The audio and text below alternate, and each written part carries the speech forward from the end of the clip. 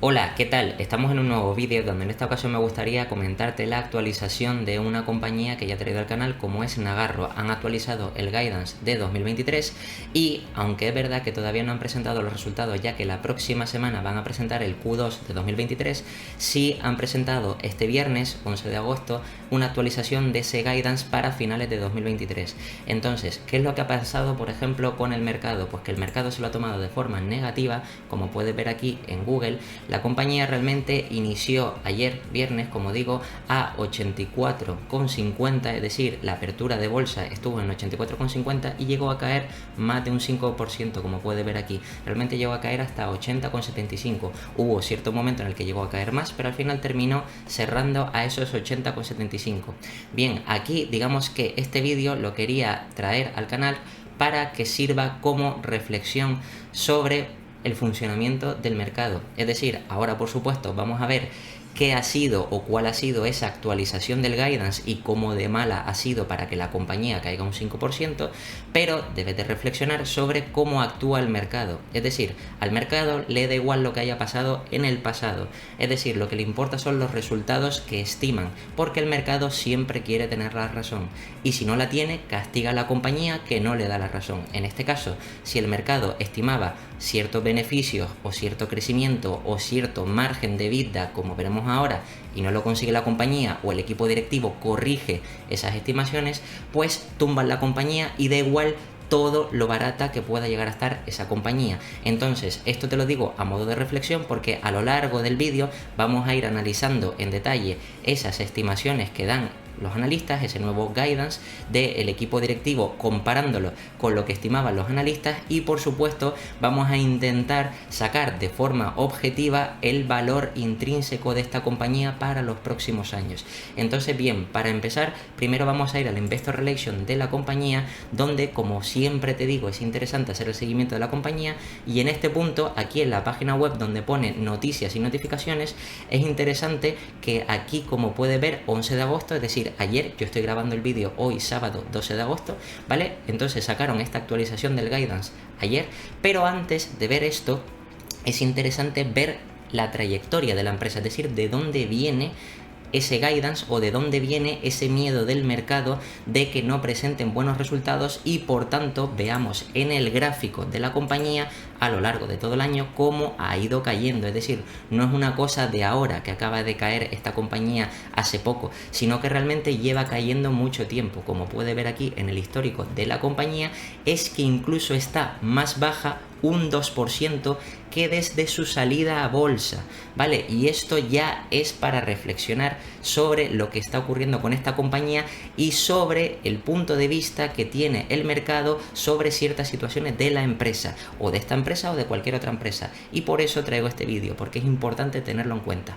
Bien, volviendo a las noticias, en este caso al guidance, como te digo, antes de ver el de 2023, vamos a ver el previo, el de 12 de mayo de 2023. En este caso, aquí puedes ver que el guidance que presentó la compañía ya era una actualización a la baja de guidance anteriores. De hecho, si lees aquí puedes ver como anteriormente eran 1020 millones de objetivo de ingresos y lo habían bajado en mayo a 940. Es decir que más o menos el equipo directivo estimaba que para finales de año iban a generar menos ingresos, pero es que a su vez también generaban o esperaban que tuvieran un margen EBITDA ajustado del 15%, como puedes ver aquí, ¿vale? Recuerda, 940 millones guidance anterior y 15% de margen EBITDA ajustado. Ahora, ¿qué es lo que pasa con el nuevo guidance que nos acaban de dar y cuál es la diferencia? Bien, pues si vamos aquí a la parte del nuevo guidance, puedes ver que ahora en vez de 940, que es lo que dieron en el anterior, resulta que ahora están, como ves aquí leyendo, 915 millones. Es lo que dan de guidance, ¿vale? Y no solo eso, es decir, que ya son ingresos más bajos, sino que encima esperan que los márgenes de EBITDA ajustado pasen al 13, es decir, que los márgenes se estrechen y los ingresos bajen, ¿vale? Lo que quiere decir que al final eso se traduce en tener un menor EBITDA y por tanto al final un menor beneficio neto, un menor free cash flow, etcétera, etcétera, ¿vale? Por tanto, esto quiere decir que afecta directamente a la compañía y directamente a las estimaciones de que estimaban los analistas para de aquí a final de año, ¿vale? Entonces esto evidentemente afecta de forma negativa y por eso puede estar justificado a priori esta bajada de, como te decía, el 5% que se ha producido en un día justo en la presentación de esa actualización de guidance, ¿vale? Entonces, ahora, aquí lo importante es saber realmente si la compañía merece este castigo o no. Es decir, una cosa diferente es que la compañía haya presentado unos malos resultados, que todavía no ha presentado resultados del Q2 ni del primer semestre del año, ¿vale? Pero sí ha dado una actualización de guidance de aquí a final de año.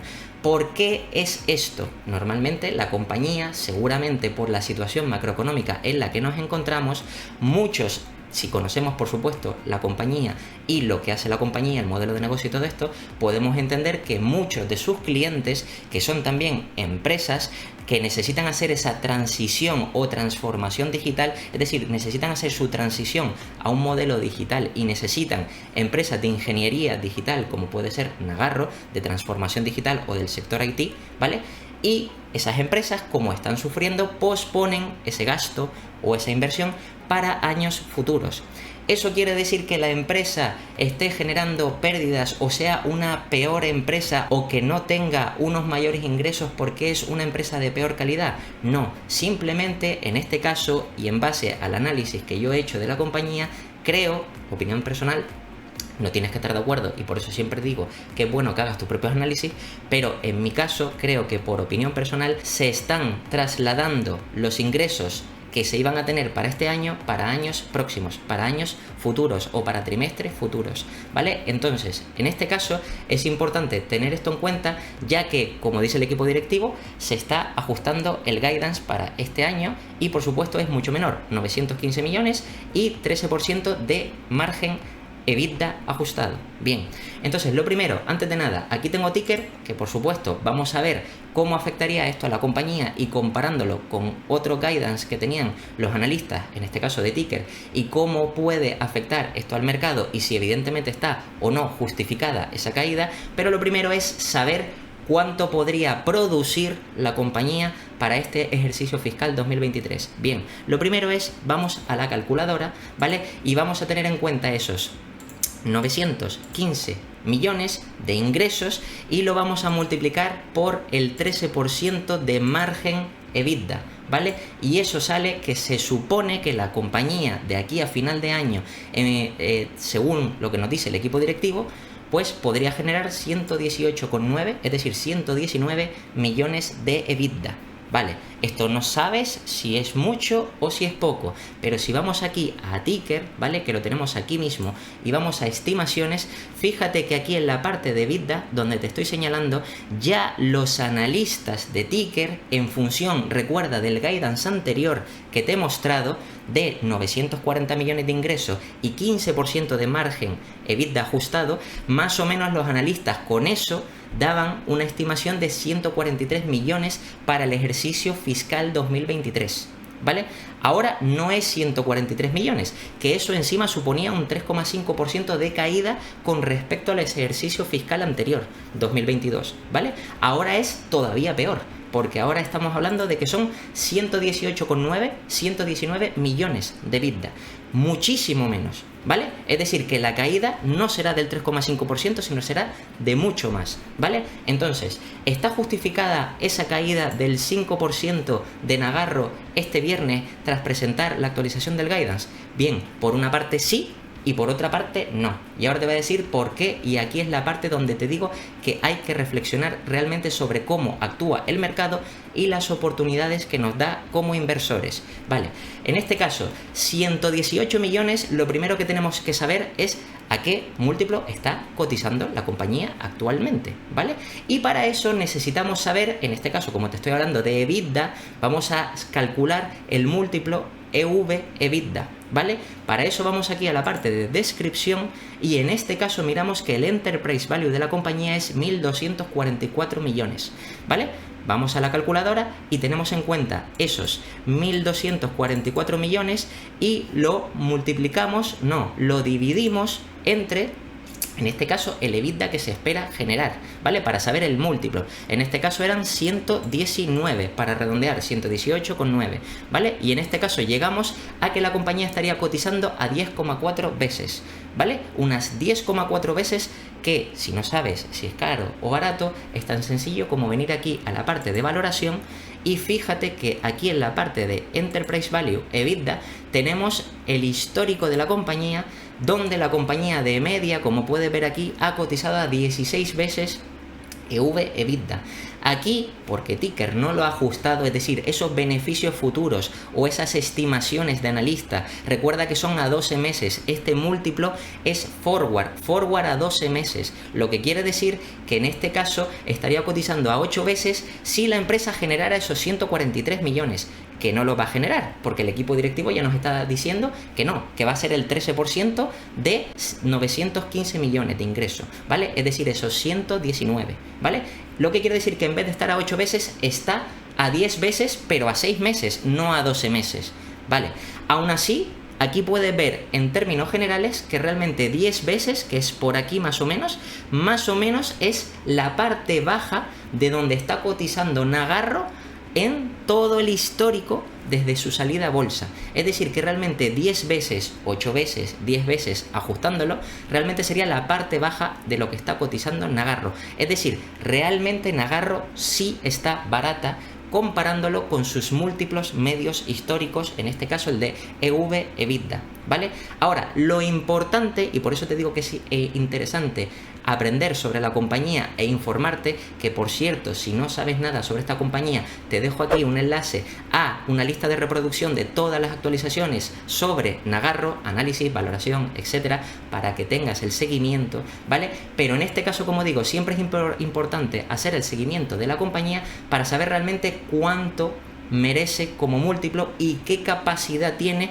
para crear o generar futuros crecimientos, futuras rentabilidades o mayores beneficios de aquí a los próximos años, ¿vale? Entonces, en este caso, como te digo, yo analizando la compañía, y te digo, esto es un análisis subjetivo, yo sí creo que este año, como dice el equipo directivo, con la actualización de guidance, sí van a generar, encima son conservadores, sí van a generar esos 118 millones, 119 millones de EBITDA o a lo mejor un poquito más, ¿vale? Porque ellos tienden a ser conservadores para luego intentar superar esa meta, ¿vale? Pero aún así, eso ha hecho que el mercado caiga o haga caer la compañía todavía más, ¿vale? Hasta, como te decía, hasta los 80,75, ¿vale?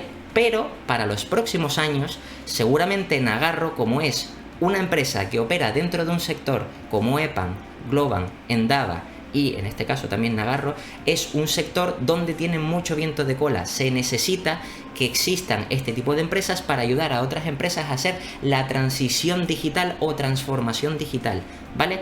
Y por tanto tienen vientos de cola y seguramente lo que hoy o este año no estén contratando por Nagarro, Endava, Globant, etcétera, ¿vale? Pues lo contratarán para próximos años, porque se necesita sí o sí, porque esas empresas necesitan transicionar para ser mejores que sus competidores, ¿vale? Esto por lógica, pero como digo, como estamos en una situación macroeconómica difícil, con altos tipos de interés, alta inflación, etcétera, hay muchos o muchas empresas que deciden posponer estos costes o estas inversiones. Por tanto, los ingresos de estas compañías debemos de asumir que se van a posponer para 2024 o como muy tarde para 2025, ¿vale?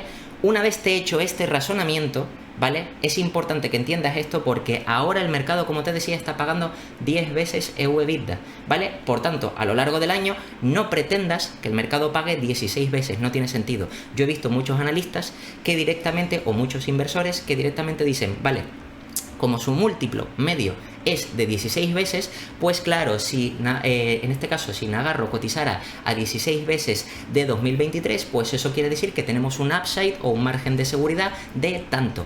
Falso, eso no es así, porque hay que entender que nos están dando el guidance de aquí a final de año y no tiene sentido que el mercado vaya a pagar más cuando ya está estimando de manera anticipada que va a generar mucho menos. Es decir, como te enseñé antes, va a ser una caída todavía más fuerte. Sin embargo, ese margen de seguridad sí lo tendríamos y sí sería real para años futuros, no para 2023, pero sí para 2024 o 2025. Lo que quiere decir que las valoraciones o estimaciones que vayamos a hacer sí podríamos incorporar esas 16 veces, pero para 2024 o para 2025, pero no para 2023, ¿vale? Entonces, en este caso, vamos a suponer que la compañía genera efectivamente esos 119 millones este año. Pues a 10 veces quiere decir que tú la estarías comprando barata para todo este ejercicio fiscal. Para el año que viene, vamos a ver las estimaciones que hace la compañía, o mejor dicho, que hacen los analistas de ticker.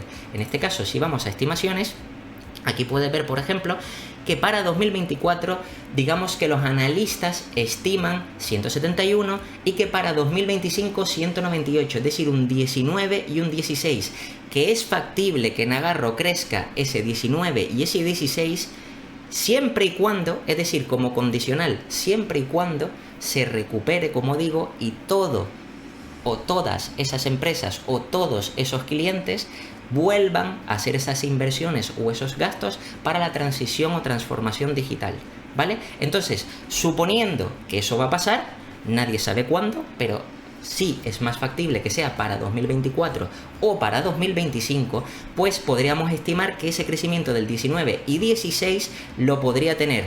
Ahora bien, recuerda que este 19 y 16 es sobre los 143 que estiman los analistas de ticker, que está mal, porque ya el equipo directivo nos está diciendo que son 119 millones de EBITDA. Por tanto, tenemos que calcular a partir de 119 millones un 15% anual, por ejemplo, para los próximos 2 o 3 años. En este caso me he venido a MoneyChim para saber realmente cuánto va a generar la compañía en cuanto a crecimiento por EBITDA para los próximos años, partiendo de esos 119 millones. En este caso aquí pongo 119 millones, voy a poner 2 años, es decir, 2023, 24 y 25, ¿vale? Para ajustar esos 2 años, en este caso 2 años, y voy a poner una rentabilidad media del 15%, ¿vale? Suponiendo que del 15% llegaríamos a 2025 con que la compañía debería generar, creciendo ese 15%, es decir, estoy siendo muy conservador, por supuesto, si la compañía se recupera, es factible que crezca el 20 o 25,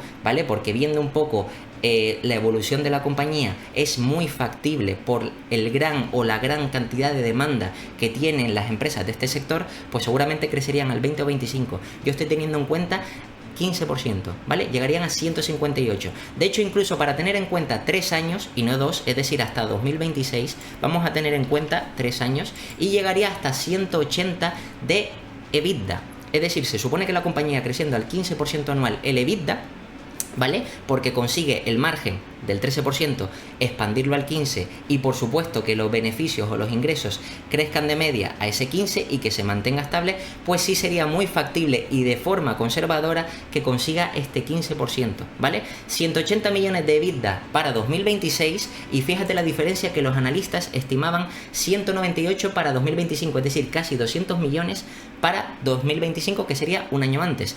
Esto podría ser, digamos que la versión optimista, ¿vale? En el caso de que la empresa crezca más de este 19 y este 16, que como te digo, es factible, pero yo voy a ser más conservador y voy a atrasarme un año, ¿vale? Y en vez de a 2025, a 2026 y creciendo al 15%, ¿vale? Entonces, si la compañía, como digo, va a generar 180 millones para 2026, 180 millones de EBITDA, ahora es importante saber realmente cuánto upside nos espera en función de lo que va o probablemente pueda generar de ese EBITDA a futuro, ¿vale? En este caso, como te digo, si la compañía actualmente, como te decía, genera 180 millones, la pregunta es, de aquí a 3 años, ¿tú crees que el mercado seguirá pagando esas 10 veces? Lo más probable es que no, porque si la compañía pasa a tener crecimientos mayores, evidentemente pagará múltiplos mayores. Por tanto, si volvemos aquí a la parte de valoración, aquí, como te había comentado, la media de 16 veces.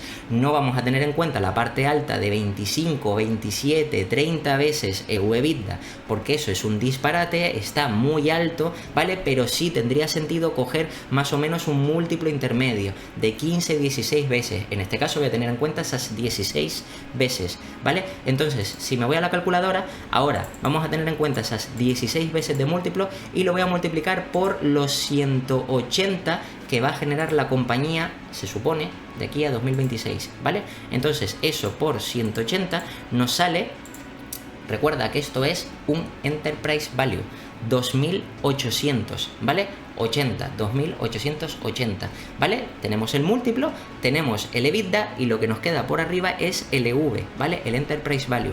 La compañía actualmente, recuerda que capitalizaba por forma de Enterprise Value, es decir, teniendo en cuenta también la deuda o la caja, 1200. Iríamos a 2800, ya estás viendo que sería a más del doble. Aún así, fíjate que hay una diferencia aquí de 200 millones, como puedes ver, entre Market Cap y Enterprise Value. Es decir, que hay una deuda neta de 200 millones, ¿vale? Por tanto, para pasar a Market Cap, tenemos que restar esos 200 millones, suponiendo que la compañía tenga esos 200 millones, ¿vale? De aquí a los próximos 3 años serían 2.680 de Market Cap. Y ahora necesitamos saber las acciones en circulación para saber el precio objetivo. Vamos aquí a la parte de Financial y aquí en la parte de acciones diluidas, que recuerda que esta compañía sigue recomprando acciones, lo que quiere decir que aumenta cada vez más, digamos que el valor intrínseco por acción, ¿vale? El valor de cada acción, o aumenta el precio por acción, los EPS, ¿vale? Pues en este caso la compañía ahora mismo, de forma diluida, según ticker, tiene 13 millones, 13,8, ¿vale? Lo que quiere decir que estos 2.600 lo dividimos entre los 13,8, llegaríamos a un precio objetivo de 194. La compañía actualmente, repito, está a 80,75, yo estoy siendo más conservador y no te estoy diciendo que a 2 años, te estoy diciendo que a 3 años más del doble, ¿vale? De 80 a, en este caso, repito, 194, más del doble a 3 años. Y si coges la parte optimista, es decir, que si la compañía se recupera antes, es decir, a principios de 2024 empieza a tener esos crecimientos que ya tenía en cuanto a ingresos y vuelve a los márgenes del 15% EBITDA, es más factible que crezca en conjunto a 20 o 25%, y que seguramente en vez de llegar a 194 en 2026, como dicen los analistas aquí en la parte de estimaciones, seguramente llegue a esos 198 millones de EBITDA, ¿vale? Recuerda que nosotros hemos calculado 180 millones de EBITDA a 2026 y los analistas 198 a 2025, ¿vale? Aquí la parte optimista quiere decir que todavía tendría un precio objetivo mayor en 2 años, y en el caso del escenario que te estoy enseñando sería a 3 años y más del doble. Es decir, es una inversión bastante interesante y Nagarro ahora mismo está capitalizando con un grandísimo descuento. Ahora bien, lo importante es, todo esto que te acabo de enseñar es la parte cuantitativa, la parte en la que tenemos que hacer nuestras estimaciones, nuestras valoraciones, que por supuesto todo esto es subjetivo.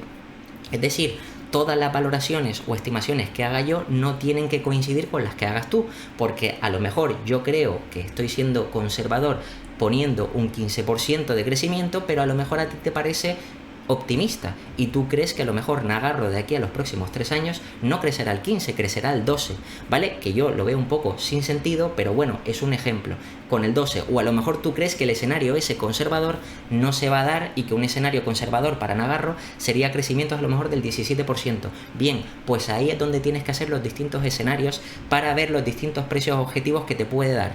Ahora, eso sí, te voy a hacer la parte, o te voy a contar la parte donde quiero que reflexiones sobre realmente el cómo actúa el mercado, independientemente de los cálculos, digamos, subjetivos, las estimaciones subjetivas que hagas tú, que haga yo o que haga quien sea. Y es, piensa en esto que te voy a comentar ahora. Si vamos aquí a la parte del gráfico de la compañía y pongo todo el histórico, y esto es importante, es una cosa muy simple, pero muchas veces, como dicen otros inversores, como Peter Lynch, por ejemplo, no debemos complicar nuestros análisis, sino debe ser todo sencillo. Es decir, los análisis lo podemos complicar todo lo que queramos. Como puedes ver, podemos hacer estimaciones por EV/EBITDA, por EV Free Cash Flow, por PER, por Book Value, por lo que tú quieras, ¿vale? Y podemos hacer descuento de flujos de caja, o sea, lo que quieras, ¿vale? Nos podemos complicar todo lo que quieras, pero eso sí, muchas veces no hay que omitir las cosas sencillas. Bien, aquí te digo que analices, y esto es un punto clave, ¿vale? Aquí, como en Ticker no está tan ajustado, voy a tener en cuenta el precio que aparece aquí en Google. Desde su salida a bolsa, la compañía costaba o salió a cotizar a 82,60. Este se supone que es el precio tras el cierre del primer día que cotizó, ¿vale? 82,60, más o menos, puede ser 80, puede ser 82,60, puede ser 81, etcétera. Pero más o menos estaría por ahí, 82,60. Bien, actualmente está cotizando a 80,75, ¿vale? Bien, esto es sencillo, es decir, que cuando salió a bolsa valía la compañía o tenía un precio más alto del que tenía ahora, ¿vale? Ahora resulta que si nos vamos aquí a la parte del histórico de la compañía y vamos a ver realmente la evolución, en este caso por EBITDA, para eso vamos a intentar buscar la parte de estimaciones, y aquí en EBITDA, como puedes ver, en 2021 generaba 79 millones, como puedes ver, 79 millones de EBITDA y salió a 82. Es decir, que el que compró Nagarro en su salida a bolsa porque le parecía interesante a 82, esa empresa producía un EBITDA, es decir, generaba un EBITDA de 79 millones. Y ahora, incluso con el descuento que te acabo de calcular, estaba generando no 143, sino 119, 118,9. Es decir, tenemos una empresa que 2 años más tarde, 2021, 22 y 23, 2 años más tarde, está generando más EBITDA y sin embargo está cotizando más barata. Es decir, está a 80,75 cuando salió a 82. ¿Tiene sentido eso? Bien, ahora nos podríamos complicar diciendo, claro, pero es que podría haber salido a un múltiplo más alto, ese múltiplo no era acorde con la compañía y tal. Bien, si vamos a la parte de valoración para ver su múltiplo de salida, en este caso la compañía cuando salió a cotizar, en este caso estamos hablando de EV/EBITDA, ¿vale? 18 veces. ¿Vale? 18 veces es ligeramente por encima de la media, que puedes considerar que está caro, ¿vale? Podrías considerar que está caro, ya te digo, eso es un análisis subjetivo, pero la cuestión es que salió a cotizar a este múltiplo, ¿vale? A ese precio y generaba esos millones de EBITDA, 79 millones y salió a 82, ahora está a 80,75 y genera, supuestamente, si lo que el equipo directivo se va a cumplir, ¿vale? Esos 118. ¿Qué quiere decir? Que la compañía realmente ha mejorado, genera más. Lo lógico, y esta es la pregunta que te quiero hacer, si tú estás dispuesto a pagar por una empresa o estabas dispuesto a pagar si compraste Nagarro o si te parecía interesante Nagarro desde su salida a bolsa, si estabas dispuesto a pagar 82 euros por acción por una empresa que generaba 79 millones de EBITDA, la pregunta es, ¿cuánto pagarías por esa misma empresa si generara 118 millones de EBITDA? Lo lógico, o la respuesta, sería pagar más, ¿no? Y sin embargo, la tienes más barata.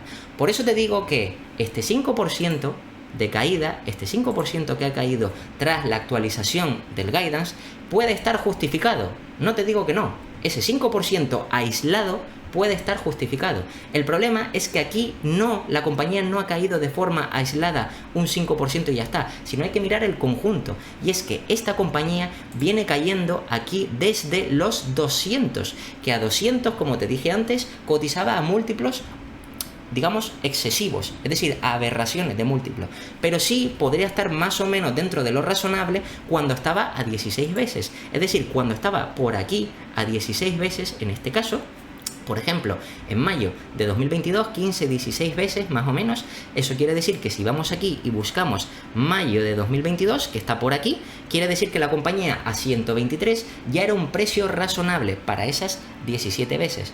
Pero recuerda, ni estamos en un momento ideal porque el mercado ve las cosas de forma negativa. Si encima presenta resultados cada vez más flojos o ha actualizado los distintos guidance cada vez más a la baja, pues el mercado la ha ido castigando cada vez más y cada vez más.